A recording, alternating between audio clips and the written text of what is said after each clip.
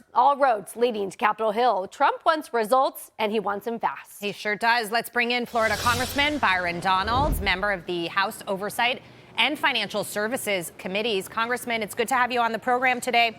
I want to start with what we're going to see in the new year after Inauguration Day. Yesterday at his press conference, President-elect Trump was very measured when he was talking about one bill or two bills. He'd prefer one bill. He's calling it his big, beautiful bill, but also said that he was open to a two-bill approach.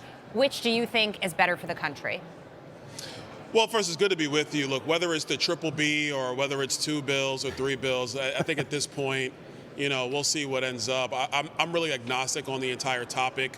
I'm much more interested on the details.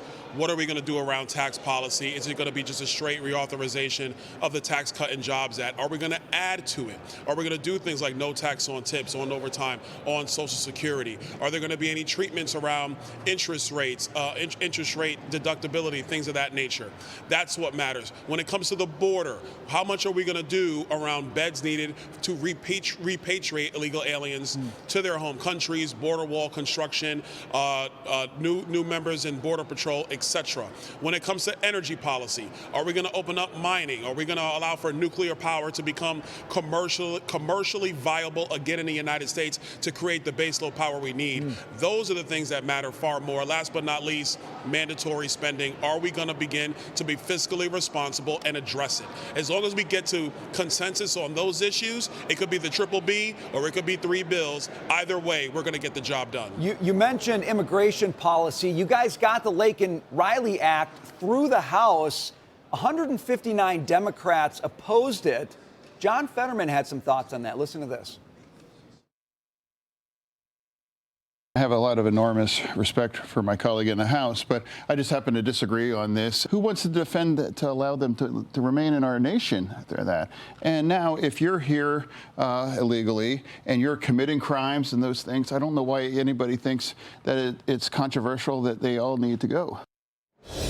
So my question is, and I like what Fetterman's been saying lately on a lot of things, is he an indication that we might actually get a little bipartisan, call it common sense, on border and immigration in this next Congress?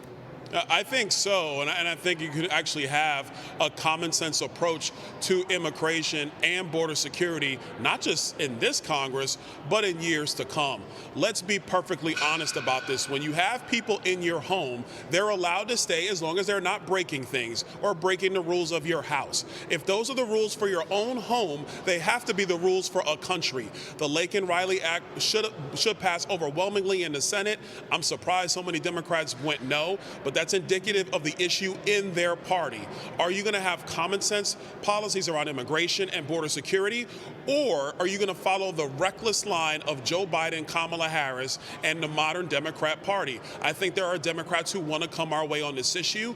I think there's a golden opportunity to potentially not just deal with border security, which we will get done, but then actually having an opportunity to actually tackle immigration policy. That's a big deal. And if we can find a way to that nuance, to land that issue, that would be a major feather in the cap of Donald Trump. Congressman, change gears with me, if you will. I'm taking a look at shares of Freddie and Fannie. They're up 10% on the day. Since the election, they're up 230%. A lot of people are speculating that Donald Trump, he loves big deals. This would be the biggest deal of them all, is to take these guys private, get them out from government control. Are there any conversations you're having about privatizing and getting out of conservatorship, Fannie and Freddie? Yeah, actually, these are conversations that have been started. They've been going on for quite some time.